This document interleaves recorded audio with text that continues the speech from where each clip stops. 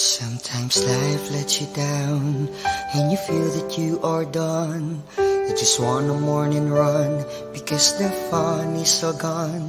But sometimes life makes you proud when you look far and wide, when you leave the pain behind and see the brighter side. TNC gives you inspiration. TNC reignites your passion. TNC starts your transformation. TNC helps you see the new you.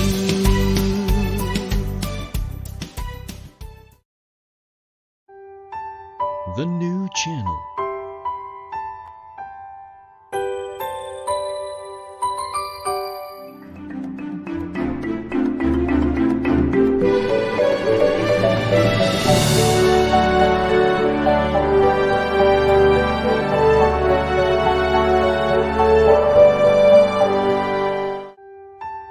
The new channel.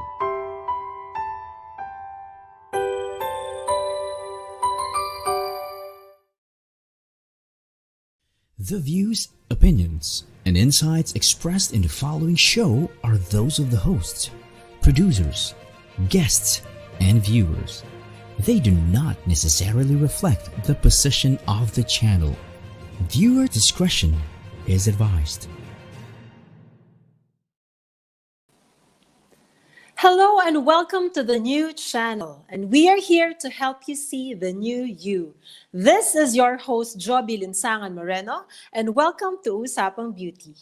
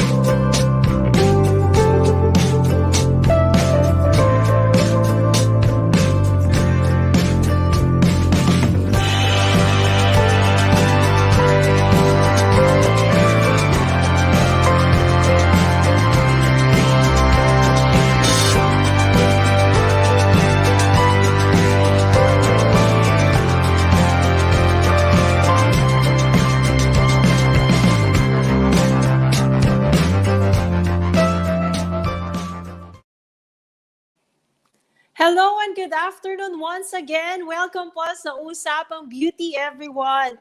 Kamusta po yung weekend? How are you treading the new normal? At syempre, by now, dapat medyo naka-adjust na tayong lahat. We are all hoping that you are having a happy Saturday. So syempre, isa na namang Usapang Beauty ang inyo pong matutunghayan ngayon. So today is another beautiful day at syempre ang pag-uusapan natin, hindi lamang usapang kasiyahan, kagandahan at syempre kakikayan, but of course, we are going to talk about what inner beauty is all about. And today, we are very fortunate to have a very special guest na totoo nga po namang natutuwa tayo because hindi siya masyadong nagla-live si ma'am, no? But ito ay bihirang pagkakataon that we are going to see her live here at Usapang Beauty. So syempre po ang pag-uusapan natin ay usapang pamilya, usapang kagandahan na panloob at panlabas. So from our previous episode, sana po natutunan natin na syempre nga ang panloob na kagandahan ay siyang nagiging maganda, no? Ang kinagaganda ng panlabas nating kaanyuan.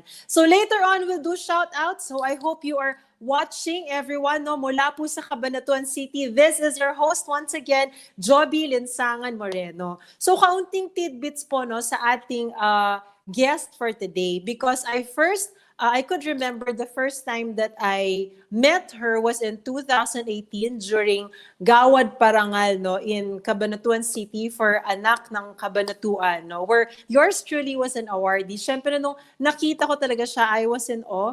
So talaga makikita mo siguro sa panlabas na kaanyuan, yung kagandahan ng kalooban ng isang tao. So today, no, we are very fortunate because we'll be learning more about her, what she does at home, meron ba siyang beauty secrets to keep her skin smooth at saka wrinkle-free, at saka meron ba siyang fashion inspiration when it comes to dressing up. So please don't go away because when we come back, personally, you'll be meeting the one and only Congressman Ria Vergara, no?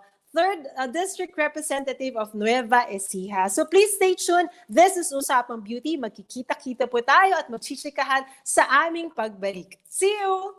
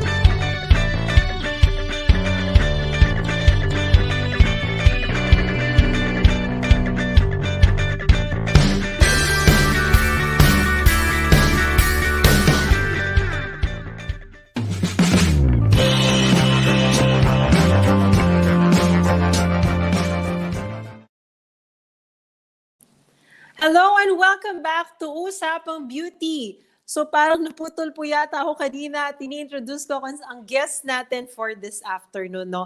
Of course, we are very fortunate enough, yung kanina nasabi nga natin, that we have, of course, the one and only Congresswoman Ria Vergara, the 3rd District Representative of Nueva Ecija, to be with us today. So syempre, bago natin makita at masilayan ang kanyang kagandahan, I will be reading some introduction about her, and you will be seeing some slides of photos of who she is because, of course, we are seen here Luzon, Visayas, and Mindanao. So hindi po nakakakilala ng ating guest, hindi po nakakalam, ako po isang Cabanatueño, and syempre ang ating ding guest ay Cabanatueño. Syempre, proud tayo where we are from, di ba? Syempre, sana po ay matunghayan nyo ngayon ang aming live interview with Congresswoman Ria na nasa backstage na po natin ngayon. And before po tayo mag-start, ang daming nakatutok sa atin ngayon. Hello everybody and to everyone watching, Mr. Joshua Buendia. Hi sir, also we have Ate Reneth Barawid, my family. Kanina pa sa nakita, Camille. Thank you so much for tuning in. Miss Evelyn, Mr. Sefrain, and of course, Miss Jubel Legaspi. Hello. Magandang gabi po sa inyo. Kanina nga sabi ko sa aking Facebook page, no, Cabanatueños and Novo Ecijano's represent because ito na ang chance natin to show the world and to show the Philippines what we've got, di ba? Ang probinsyanas hindi nagpapahuli yan, di ba? Hindi lang sa labas ang kanyang kagandahan, kundi sa kanyang kalooban. So I think, let's start. No? Sino nga ba ang ating guest for today? And to better know her, please listen to the excerpts that we have from, of course, Asia Pacific Entrepreneurship Award, where our guest was given a citation in 2015 for her leadership skill and brand management. Okay, so start na po tayo. Rosana Ria Vergara is the epitome of a modern-day empowered woman whose core values are defined primarily by her faith. Born in 1963, Ria is the third of 5 siblings of successful bankers Leopoldo Vergara and Francisca de Leon Vergara. Growing up, she was a timid child, and it was only in college that she found the confidence and self-esteem to excel academically. So kung makikita niyo po, 'di ba, ang ating pong guest ngayon ay masasabi nating late bloomer because sabi nga niya, no, only in college that she actually excelled academically. She earned a degree in Bachelor of Science, major in Business Management at Ateneo de Manila University, and graduated with honors in 1984. Thereafter, she enrolled in the Fashion Institute of Technology, New York, and finished associate degree in Apparel Production Management as summa cum laude in 1986. Perhaps hindi niyo po alam yung side na ito ni Congresswoman Ria Vergara because we know her as a public servant and a businesswoman, but she also has that fashion side, di ba? And also, hindi pa po nagtatapos doon, no? In pursuit of her higher learning, Ria took up her master's in business administration at the Harvard Business School in Boston, Massachusetts, and United States of America in 1994. So I bet yung mga nakikinig ngayon medyo nagugulat na ang dami palang hindi natin alam kay Congresswoman Ria Vergara, no? So as she quotes, sabi nga po niya, "I have always put God and family over career and ambition. A choice that has rewarded me with many gifts, a solid and stable family life, and professional success that has given me unprecedented gains." Diba? Rosana Vergara is married to Cabanatuan City former Mayor and now Vice Mayor Julius Cesar Vergara, and they are blessed with 2 children, Jake and Gea. Okay, so Riva's thriving professional career traces back from New York, where at first she was hired as production coordinator by Natori. Of course, that's Miss Josie Natori, a Filipino-American fashion designer based in New York, a famous lingerie designer based in New York. And in 1987, she was hired as production manager of Calvin Klein Industries Incorporated, a world-renowned New York-based producer of women's wear, fragrances, and accessories. Yan, so kung makikita nyo po, ito po ang isa sa mga pinakamagandang i-quote natin na sabi ni Ma'am Ria, no? She believes that to whom much is given, much is expected in return, diba? That all blessings and talents must be used for the greater good. The best way to find yourself is to lose yourself in the service of others, as Mahatma Gandhi said. Ria's humility emanates from her strong faith in God, and she believes that everything good in her life happens because of God's grace. Thus, despite her hectic schedule, she always finds time to do charity work. So in 1999 nga po, she launched Kalinga sa mga batang lansangan. And also in 2011, she also launched Tahanan ni Maria, which is the very first home crisis center for battered women and abused children in Nueva Ecija. Finally, in 2017, she won as Nueva Ecija's 3rd district representative. So need I say more? Parang hindi na, no? Because this afternoon, we will be exploring the more personal side of the Congresswoman as we know more about her journey of faith, syempre of family. Kamusta nga ba ang isang Congresswoman sa bahay? May mga beauty tips ba siyang ginagawa? And of course, how does she define beauty? So ladies and gentlemen, without further ado, I'd like to introduce to you our Congresswoman Ria Vergara, 3rd District Representative from Nueva Ecija. Magandang hapon po, Congresswoman.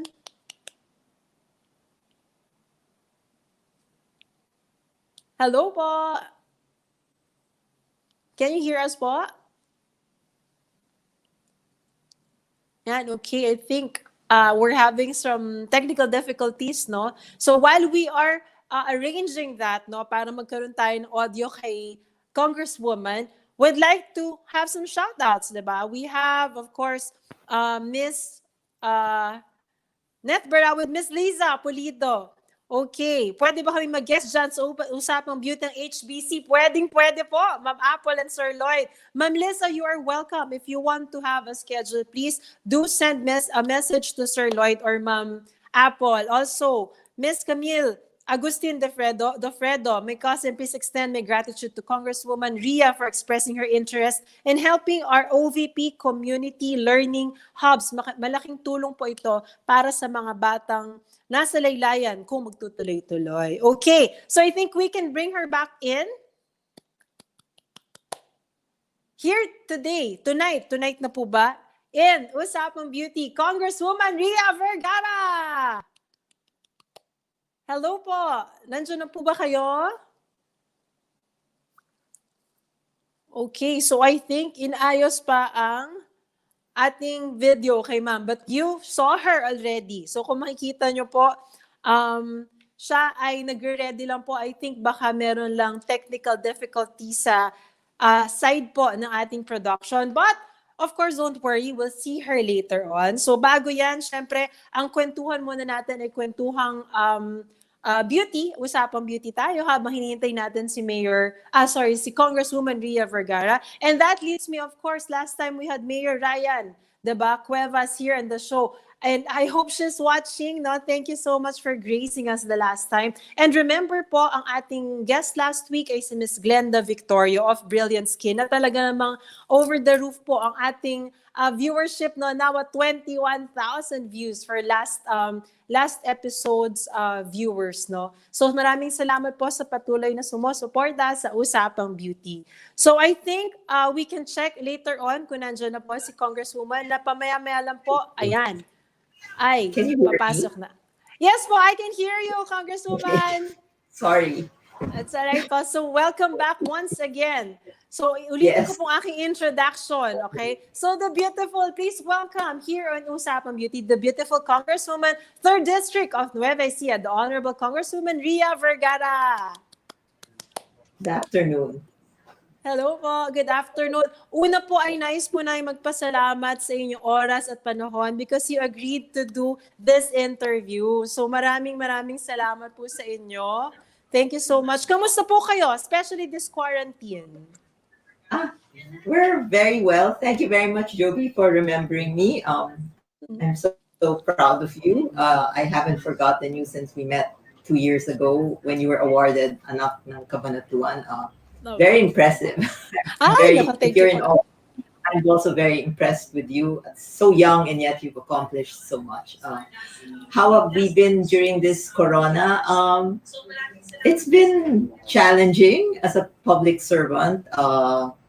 This Zoom meetings are quite, takes up your days. But then on the flip side, it's been able to give us mas maraming time for the family kasi parating work from home. So more time para sa sarili. I'm able to hear my online masses and have my regular exercise. I mean, it's more consistent. So yeah.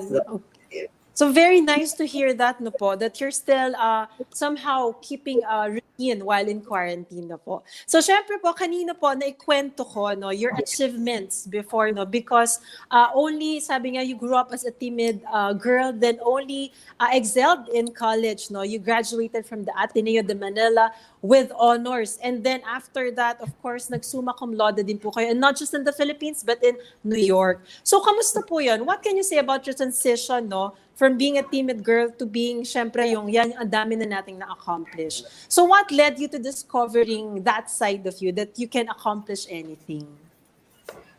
I think I really, malaking pagbabago sa buhay ko yung pagpasok o pagtira sa Amerika. I think yung sense of independence, yung kaya mo pa gawin yung mga akala mo kailangan mo ng yaya o kailangan ng driver. Nung ako'y tumira na sa Amerika, lahat ikaw lang. Pag hindi mo nilinis yung sarili mong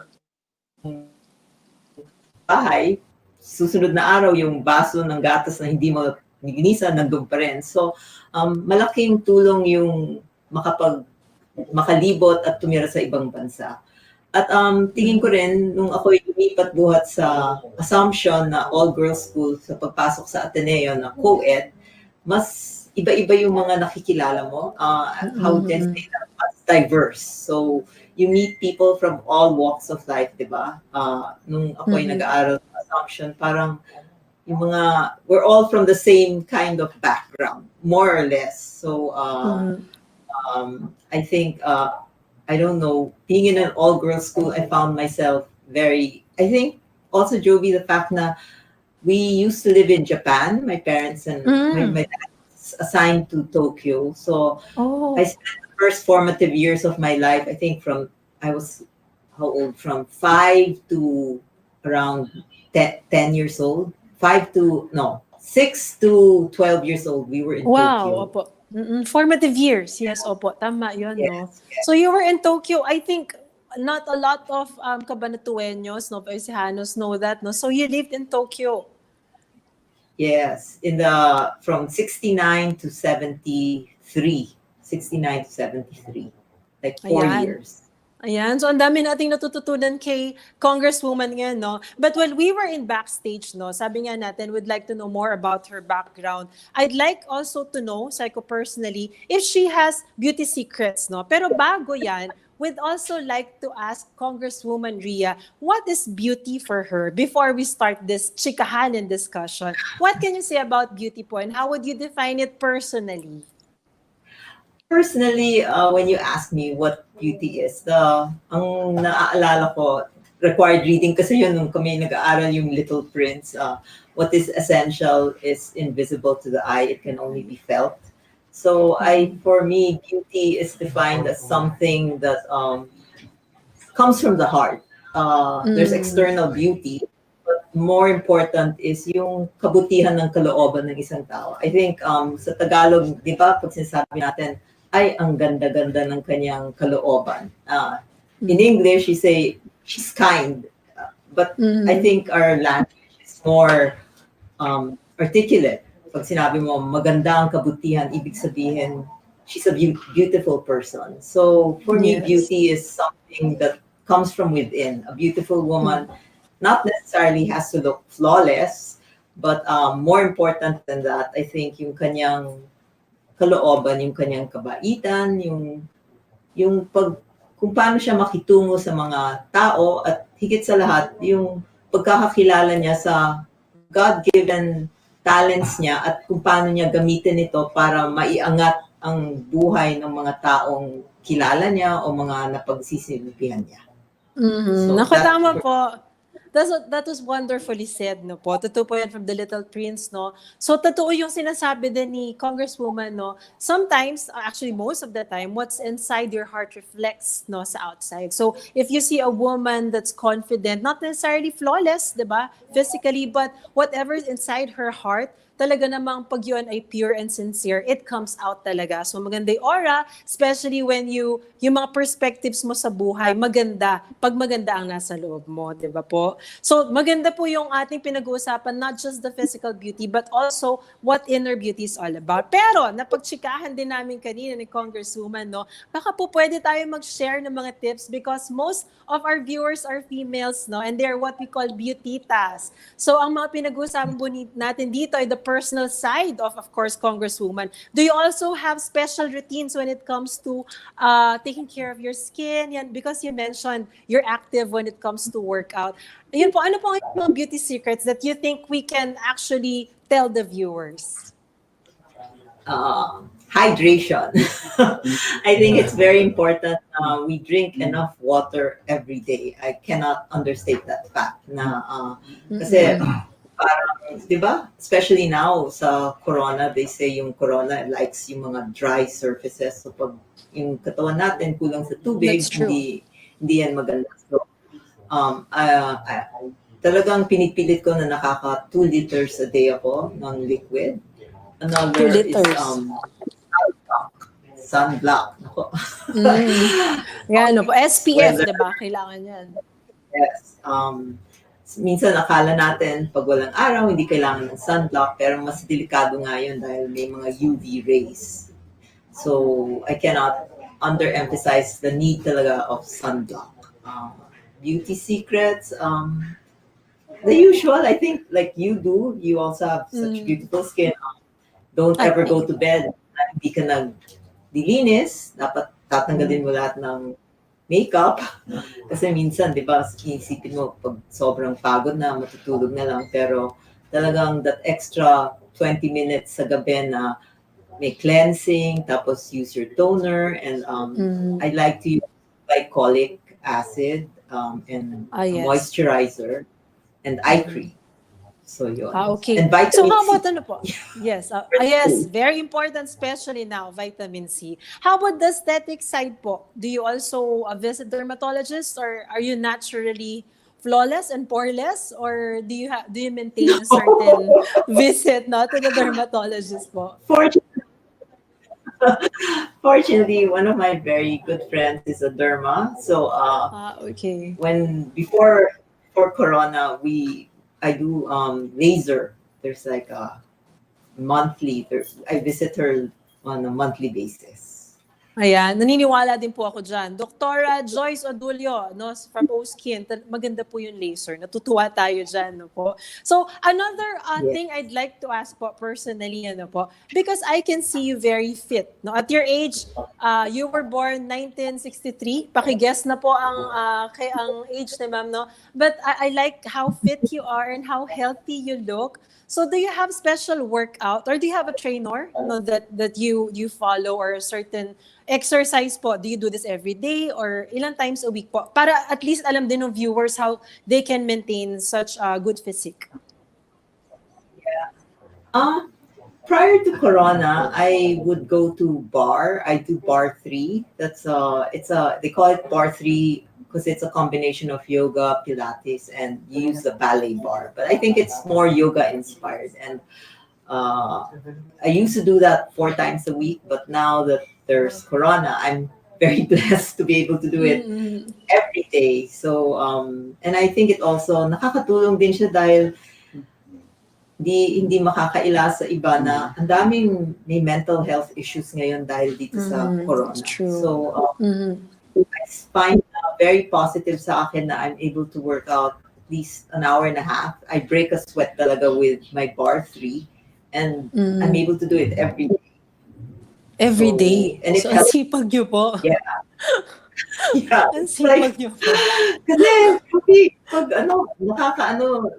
ang hirap kasi sa Congress, ang daming committee hearings, minsan inaabot kami 4 hanggang 5 Zoom meeting araw-araw. So, I look forward to that hour na it's just myself.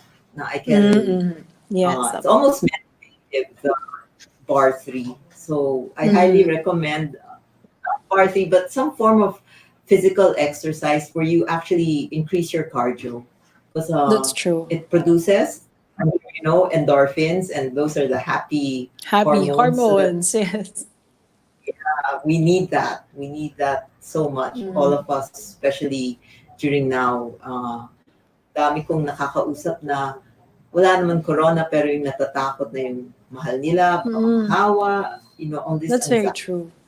Opo, that's very true. And especially now that you can get infected kahit po asymptomatic ang carrier or even you yourself, di ba? Kaya all the more that we have to talagang maintain that yung immunity natin should be strong and your resistance. So sa ating po mga beautitas watching, remember, si Ma'am Ria ay workout po every day. So napakasipag niya because I could tell, I do workout every 3 times a week lang po ako, Congresswoman. So more on brisk walking, but I do a little weights, no? Pero yung 3 times a week na parang hirap ka ng workout na naman, mag-exercise ka na naman. So talaga pong saludo tayo sa nakapag-maintain ng ganung workout because it's very true, you release endorphins, no? And yun ang happy hormones na talagang nagbabalanse ng moods at saka syempre ng moods mo for the day and yung mga negative side na iwasan yun, okay? So ma'am, I think I'd like to go next to another topic na ito medyo close sa heart ko kasi gusto ko talaga itanong sa inyo, no? You were actually a graduate from the Fashion Institute of Arts, di ba? Tama po ba? In New York. No po. So because you also took up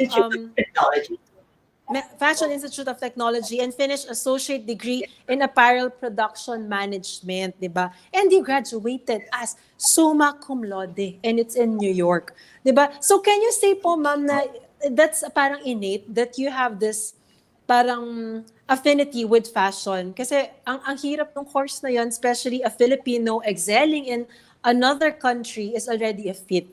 So did you choose that course or parang hilig niyo po talaga ang fashion?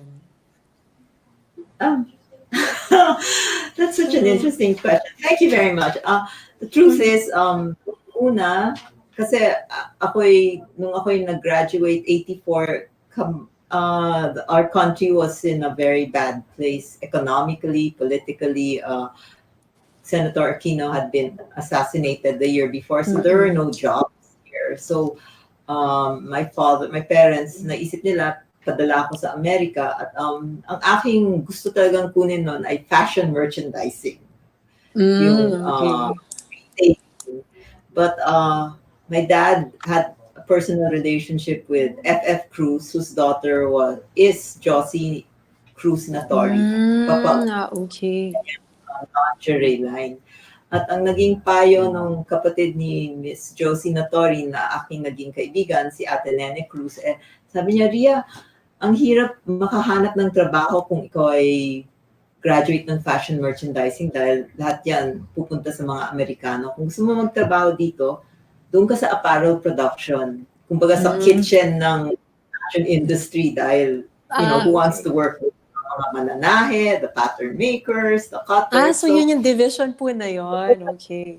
Yes. So, I took apparel production management at doon ko nakita na kahit sabihin mo na nasa Amerika ka na, galing ka sa Pilipinas, dito ka nag-aral sa Ateneo, world-class talaga ang ating edukasyon dahil I excelled in FIT and I graduated on top of my class. At Yes. the rest, like you believe, you want something, you work on it, you persevere, you pray, and you hope for the best. And that's what happened. One thing after Natori, I ended up finding myself in Calvin Klein in the production division as well.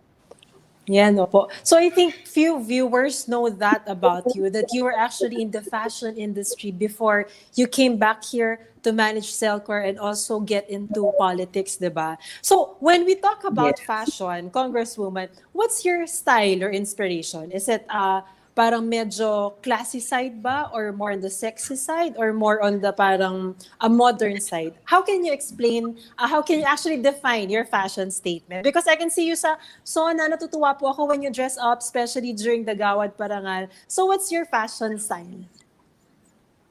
I'd like to think I'm very classic. I like most of my suits that I wear in Congress are either Armani or I have like lots of clothes from Calvin Klein because I'm still friends with the people who are in the production department when I go to New York.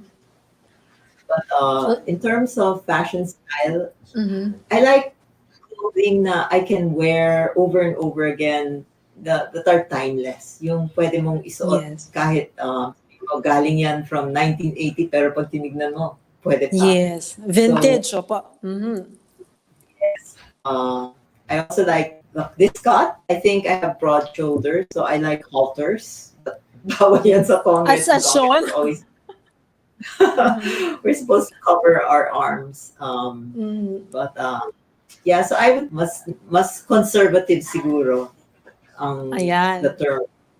Yeah. So I think the photos that you see on screen right now, yan po ang fashion style ni Congresswoman Ria, diba? Yung pairing actually a long-sleeved blouse with long skirt, diba? Yung parang napaka hindi niya traditional but it's classic. And I think that actually resonates with your personality, no? Kasi parang yung classic talaga ang fashion statement is also a classy woman, diba?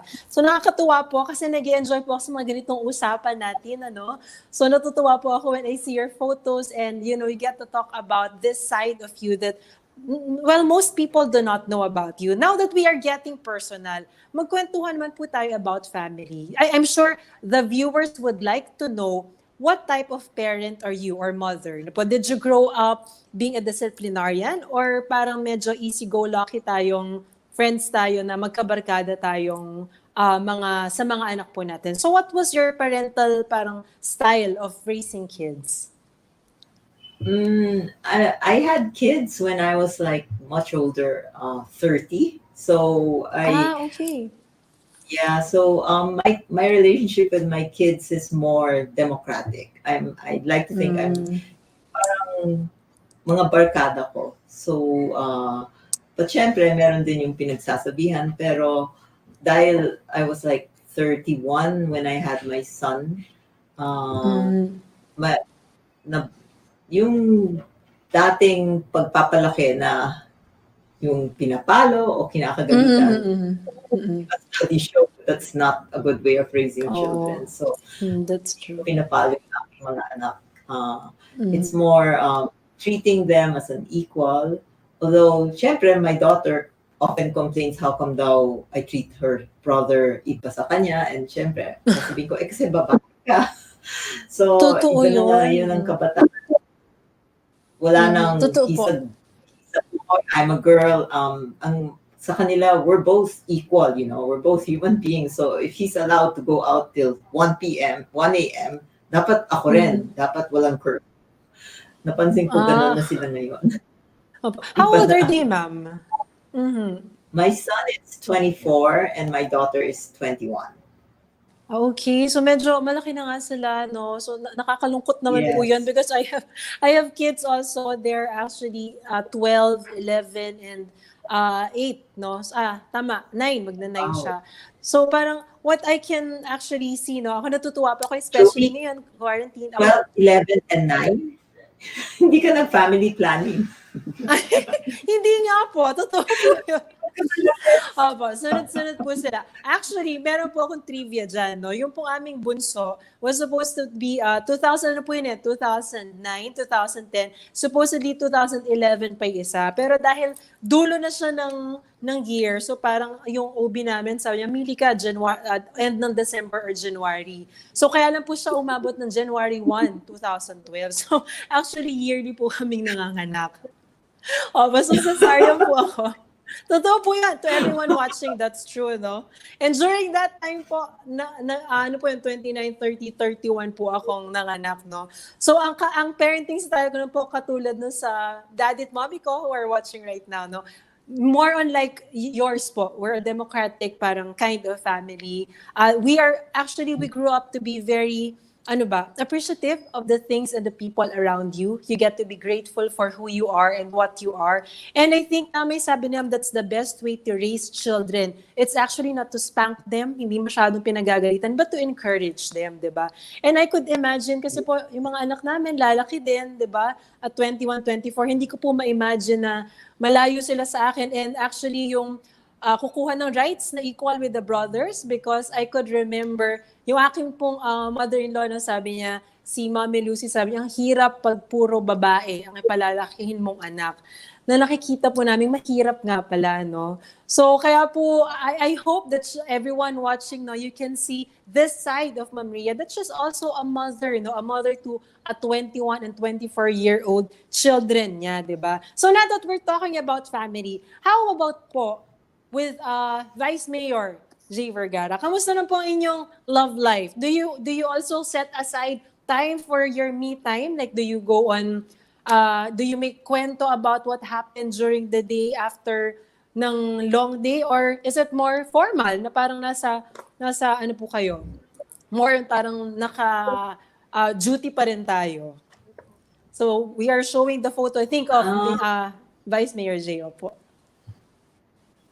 Ngayon na Corona, at work from home, I'm able to spend more time, as I said, not lang with the children, but even with Jay. Kasi nung pag may pasok sa Kongreso, forced to go Monday to Thursday, nasa Maynila. Pero ngayon na nandito na pwedeng mag-Zoom, so ang home base is mas dito sa Cabanatueño. So mas masaya dahil mas nakakasama. Mahirap din yung long distance, yung noon I only come home Thursday and hanggang Sunday tapos balik na sa Manila. Tapos si Jay naman very hands-on. Madalang siyang maka But nung prior to Corona, we try talaga, and I think it's also something most married couples should do, yung they should have still time for themselves. Yung outside the house, yung you go, not necessarily, with candles and or romance. You just watch a movie. Yung kayo lang, yung parang Just the two of nililigawan, you. di ba? Oo nga. Yeah.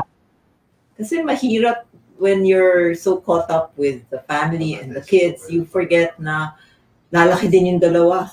Lalaki din yung tatlong anak mo. Tapos kayo na naman dalawang maiiwan. Diba? So, you have to nurture that friendship. That's true. And you have to make an effort to do that despite your busy schedule, di ba po? Yung talagang you have to prioritize family over work, no? Para at least yung family mo, the smallest unit of society is functioning well, di ba? Before you do your duties to others. And of course, I'd like to quote, no, because ito po magkukwentuhan tayo about your plans during this pandemic, especially sa ating kababayan. I love it when you said na you quoted from Mahatma Gandhi, of course, the best way to find yourself is, of course, to lose yourself in the service of others. So how wonderful is that, diba? So ngayon po you are in the Congress, no po, Congresswoman Ria. What are your plans for the kababayan? Especially now, I think it's very difficult for you to get in touch with them personally. So what do you do at ano po ang mga plano natin during this pandemic and after the pandemic? Well, ngayon dahil sa pandemic, mahirap talaga yung umikot at tignan yung kalagayan. So, ang isang nagawa namin nung Mayo, nagpadala kami ng konting ayuda sa bawat household. I mean, very simple lang. It was just the pink timba with some canned goods and a face mask and a prayer. Nakakuha po kami noon. But now, yeah, we're conceptual, and then they got 10 kilos of rice. Now, naisip ko, kahit may corona, marami pa rin mga anak. So I'm thinking of just preparing baby bags for mothers that will be delivering, assuming na hindi sila nakakalabas to prepare for the newborn baby. So I'm hoping to launch that soon. Para lang, I think mahalaga ngayon na maramdaman nila na kahit hindi kami nagkikita, naiisip pa rin sila. That's very true. So, that's very true. Ang sabi nga po ngayon, di ba, now that it's pandemic, the key to getting in touch is to over-communicate, no? Especially when it comes to personal relationships or business relationships, kasi we can't get physically involved, di ba po? So tama yun that you over-communicate and you let people know that you are still there for them, especially during this pandemic, di po? So nakita niyo mong photos are some of the programs of Congresswoman Ria Vergara, no? So makikita niyo po how attached she is also to her work as a congresswoman. And of course, syempre po, now that you said po, Congresswoman, no, your plans for our kababayans, no, I'd like to ask also, personally, or may it be politically or in business, what makes you feel beautiful? What makes me feel beautiful? Yes, Apo. I think more than anything, I think what makes me feel beautiful is that sense of accomplishment. Alam mo yun, yung pag meron kang naisip at meron kang gustong gawin at nagawa mo at nakita mo na yung kinalabasan mas higit pa dun sa naisip mo, then not only fulfillment but also you feel like na this was meant. Yung parang I was able to do what God meant to do. Because yung parang the expectations is even greater, the outcome is greater than what you ever expected. So in that sense, that for me is a sense of fulfillment. Is also, yeah, I mean, That's what makes you beautiful. Yes. Ay, nako. Ang ganda naman po no? Tama po yun, no? When you... What you're flashing, that's by JC Buendia. That's when we were asked to, yeah, ang ganda when we niyo were po asked dyan. Ako po ang pumili ng photo na yan kasi ang ganda ng aura niyo talaga dyan. So, I personally chose that photo to actually have that side of you, di ba? Ang ganda po. So, that's from Mr. JC Buendia po. Yes. I love working with him because I mean, he knows my background in the fashion industry, and he's a type of designer na he works with you. It's a collaboration. So, for instance, he'll recommend this, but you say, no, JC, I want like this. Like, so he'll incorporate it, and what comes out is something that he likes and what you like also, because you can wear it comfortably. Yes, opo. You look That's very beautiful there po. Ang ganda po ng photo na yan. Okay, Thank you so so before much. we go on a break, no, syempre po, we'd like to ask, because we are not dealing with the physical appearance here in Usapang Beauty, pero syempre, we'd like to know, no po, personally, what do you think are your values within, no? Yung pong inner beauty nyo that actually inspire others. What do they see in you? Na nakikita na lang, si Ma'am Ria, hindi lang yan maganda sa panloob, hindi lang yan maganda sa panlabas, kundi pati sa panloob. So what are your inner values in beauty? Inner values, I think my number one would be faith in God. I think that's such an important value na kahit anong mangyari, basta kakapit ka lang sa Panginoon, hindi ka niya pababayaan. Another one is yung mababang loob, yung magpakumbaba. I think it's such an important value, especially ang tingin kasi nila minsan, ikaw ay congresswoman, mas mataas.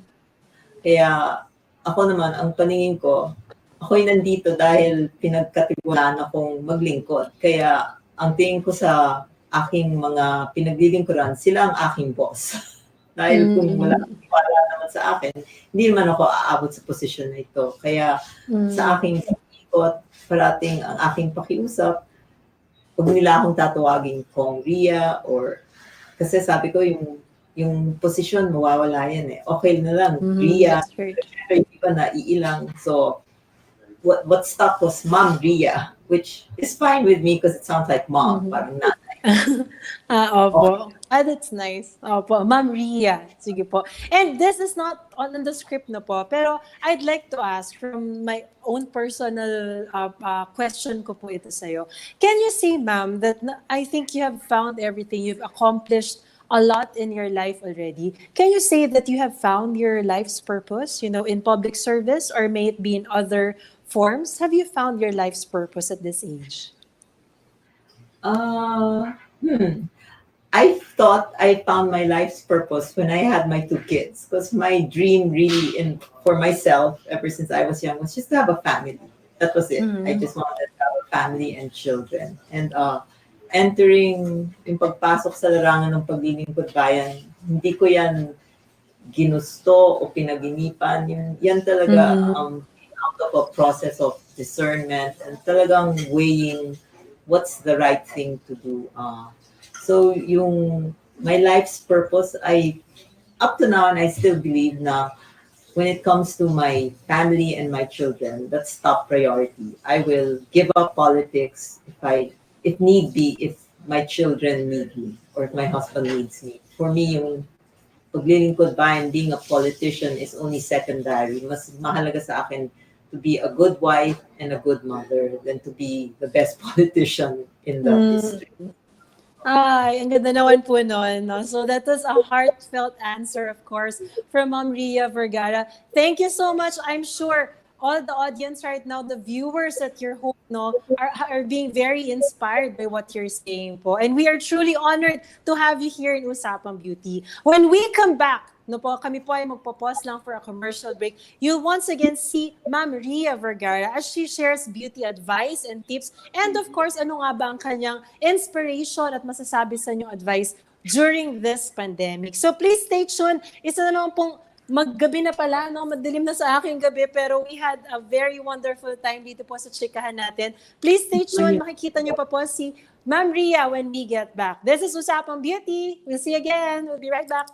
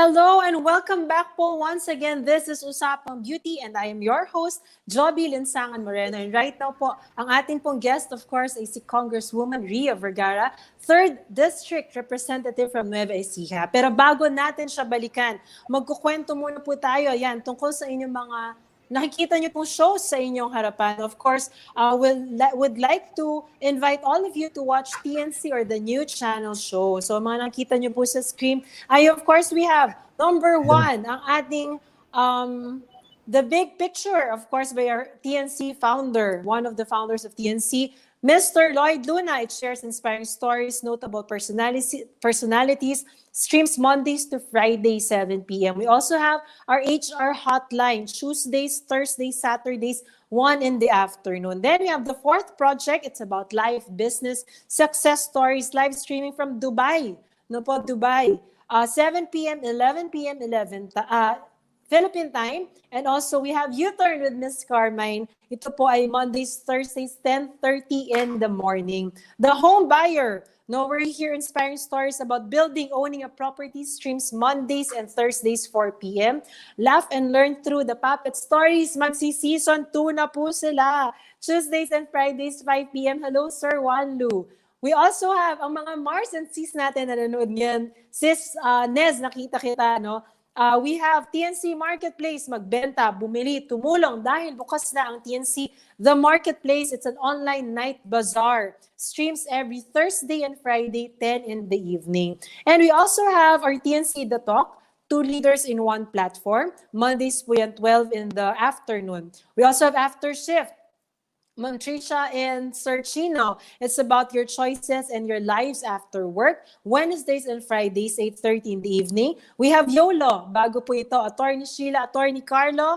Hello po sa inyo. This show is for all of us to understand that law o ang batas is fun and especially cool. Streams Mondays and Thursdays, 8:30. May mga original shows din po tayo. We have One Day. No, we also have TNC Town Hall. And we also have shows coming up, TNC PressCon, TNC Arena, TNC Cinema. We also have Win Within Danny Art, malapit na po ito, September 4. Also, we have The Family Business that aired kanina. Congratulations, Sir Nato, no, Agbayani sa kanyang world premiere.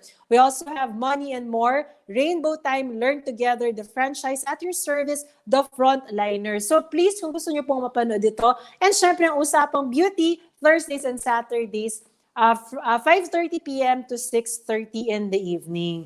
So yan, ang dami pong nakatutok sa atin yan, nakakatuwa naman. Salamat po sa inyo pong suporta kay Ma'am Ria, no? At syempre sa Usapang Beauty na rin.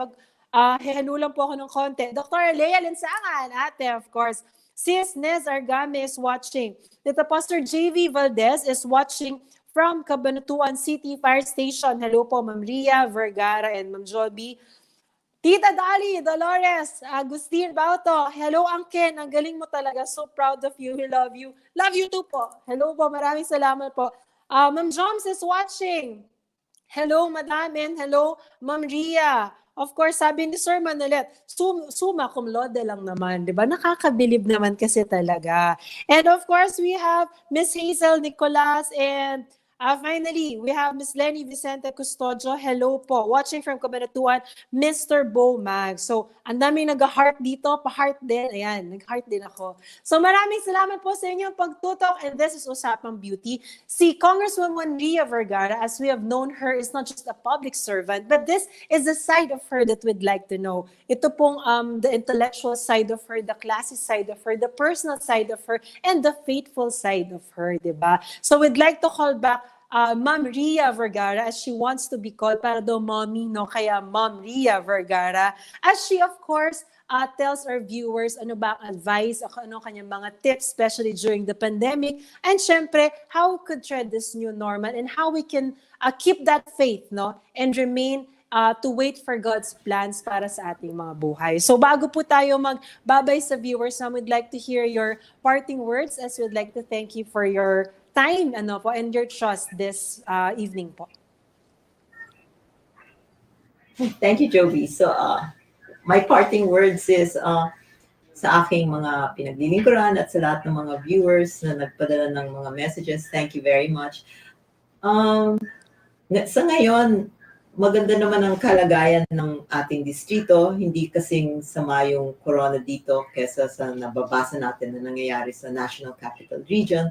Pero nasa sa atin lahat yung responsibilidad na sumunod sa mga patakaran na hinihiling ng gobyerno. At ako'y maapila na sana pakinggan natin to. Yung kung hindi naman talaga kailangan lumabas, huwag lumabas. At kung lalabas, dapat may mask at mag-practice ng social distancing at yung paghugas ng kamay. I cannot overestimate talaga the request na kung kayo'y may nararamdaman, wag na kayong lalabas dahil minsan iisipin nila, ay naulanan lang kaya ako nilalagnat tapos lalabas pa rin tapos corona na pala. Sana isipin natin hindi lang yung gusto natin gawin pero yung buong barangay, yung buong syudad, yung ating kinalalagyan. At Joby, kung okay, may panawagan ako dahil Yes po. napag-alaman ko na dahil sa hirap ng buhay, may mga taong yung tinitignan yung mga basura at yung mga face mask na hindi naman talagang mukhang nagamit dahil nga, iba yung surgical mask, tatapon lang yan after isang kukunin, tapos pupunas-punasan, tapos ibebenta sa palengke ng 5 piso, 3 piso dun sa mga hindi naman nila alam na gamit na pala yun. Kaya ang panawagan is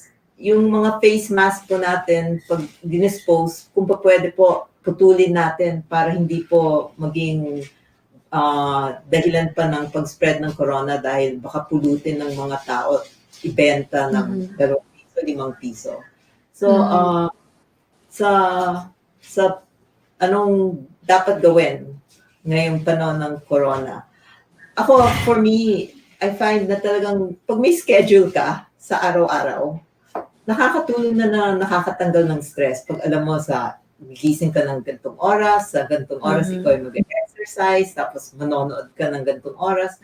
Yung scheduling talaga relieves anxiety. At bago matulog, best na mag-Facebook o magbasa ng kung ano-ano na nakikita mo na naman na lumalala yung corona, mas mainam magbasa na lang ng Biblia or some very light materials. Time to pray and to be grateful kasi every day that we're well, it's a blessing. I think we take that for granted.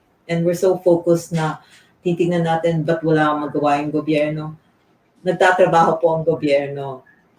Napaka-busy po ng executive branch dahil alam ko po yan dahil nakikipag-meeting po kami kina General Lorenzana, kina Secretary Vince Dizon ng National Interagency Task Force at halos araw-araw talaga sila yung nagmi-meeting kung paano nila masusugpo itong corona na ito. Pero sa katotohanan talaga, we don't know. Only God knows. And we just have to listen to government, trust that they're doing their best, and we do our own part. And ang hiling talaga is, wag naman natin sana bigyan ng stigma kasi may mga umaabot sa akin na may mga barangay pag nalaman nila na may quarantine center na malapit sa kanila o gagawin quarantine center yung paaralan na malapit sa kanila, umaayaw. Sana let's widen naman our vision na mga kababayan natin to, we have to help each other. Now it's not the time na to be exclusive na iisipin lang natin sarili natin. Let's think of the other people. Isipin natin, paano kung ako yung may corona? Saan ako pupunta kung ayaw nila na gawing quarantine center yung paaralan na to. So, sana maging broad-minded tayo at sama-sama, we will heal as one nation, as one province, as one city. We will all heal together. Wow, beautifully said po. Thank you so much, Ria. Ako po personally, I'd like to thank you from the bottom of my heart for this trust sa inyo pong pagpayag. You don't usually do live interviews, but this one's, for me, it's on the books. No? Salamat po sa inyong oras at panahon. And truly, no, I can always tell if a person is speaking from her heart, and that was heartfelt. This interview is so real, it's so sincere, and I'd like to thank you for sharing a bit of your personal life po. So maraming salamat po, Beautitas and ating mga viewers right now, and ating followers. I'd like to again present to you and thank you, Congresswoman Ria Vergara, 3rd District Representative of Nueva Ecija. Thank you po. Thank you so much po. God bless you, ma'am. Maraming salamat po. Thank you, Joby. God bless. Salamat po. Okay, so I think madami tayong natutunan kay Congresswoman ngayon, no? So ako nga, pag ako ay naaliw sa isang interview, hindi natin malalaman na talagang ang bilis ng oras because we are about to end this program. But importante, sabi ni Congresswoman Ria, no, that we have to follow rules. At sa mga panahon pong ito, napakahirap maging leader. Whether you're leading a small company in business or being a public servant, I think it's very mindful para sa iyo to love others as yourself, di ba? Sabi nga ni Congresswoman, ang pakiusap niya, may mga nangyayari ngayon na nire-resell or nire-recycle ang used face mask natin. So ang pakiusap po ni Congresswoman, ni Ma'am Ria, is to actually cut them in half para hindi na po mabenta at hindi na ma-recycle. And of course, para po matigil ang pag-spread ng virus, para everyone's safe because we will heal as one. And only God knows kung kailan po matatapos ang pandemic na ito. But of course, the saying remains that for now, we have to learn how to coexist safely with the virus. Okay, so maraming salamat po sa inyong pagtutok. Ang dami mo pong humahabol. Of course, Councilor Mader is here in the house. Hello, sis. Thank you so much for watching. Bago po ako magtapos, nais ko pong personally magpasalamat din kay Sir Chris. You know, magka-text mo kami hanggang madaling araw to make this interview possible. Maraming salamat po. Sa aking sister, Riches, hello, maraming salamat. I know you're watching. Thank you so much for also being a part of this interview. Ma'am Rosaline, salamat po nasa district office. Salamat po sa inyong pagtulong. Okay, so before we end, thank you po. Again, that was Congresswoman Ria Vergara, 3rd District Representative from Nueva Ecija. And this time, I'd like all of you watching, invite ko po kayo to like and share this video para din po mapanood ng ibang mga taga-Novo Ecijano's. And of course, let's show the world what we've got, di ba? Sino ba ang mga inspiring women na leaders natin sa mga panahong ito? So we can be friends on Facebook. Please follow me on my Instagram account, Joby Linsangan-Moreno, and of course also on my Facebook account, Joby Linsangan-Moreno po. And of course, this is the new channel. Please don't forget to like also and subscribe in this channel para mapanood niyo po kami every Thursday and Saturday. And of course, I'd like to thank my family watching, my daddy, my mommy, my ate Leia, Joey, Jessie, and of course, Nathan, Jerry, my husband who's watching na kanina pa ninenervyos, my husband Lawrence Marina, advance, happy 40th birthday bukas! Love you and God bless you. Of course, our kids, Starbu and Bibu. And of course, I'd like to say hi to our clans watching. Agustin family, Linsangan family, and Moreno family. Would like to say hi, Orange Doshalon, Lemon Ribbon, Aliaga Rice Supply, Podium Special Event Center, New York Cafe. Thank you, Sir Lloyd, Ma'am Apple, for the support always. TNC family, maraming salamat. And before I end, of course, I'd like to I'll share this with you as we close the program. Another scripture from the Bible, and this is from James 1:17. Ang sabi po dito, every good and perfect gift comes from above. So I feel po, our lives are God's gifts to us. So what we do with our life, this is our gift to God. So it's about time that we think of others. No, with this life, what can we do? Do we serve others or do we serve ourselves? I think it's more important that we stay united and of course to act as if we love our neighbors as ourselves. So ito pong regalo ng Diyos na ito na buhay iisa lamang. It's also important that we be grateful for each day na nagigising po tayo sa umaga because sabi nga nila, ang theme daw ng year 2020 is to stay alive, di ba? So we'll keep the faith. We'll be thankful for this gift of life because it comes from God. And we'll do whatever it takes to do everything with all our heart and minds and soul to give the glory back to Him. So thank you so much for watching. This is your host, Joby Linsangan-Moreno. Maraming salamat po. Always remember to find the beauty in everything. This is Usapang Beauty. Salamat po sa pagtutok. God bless you. Bye!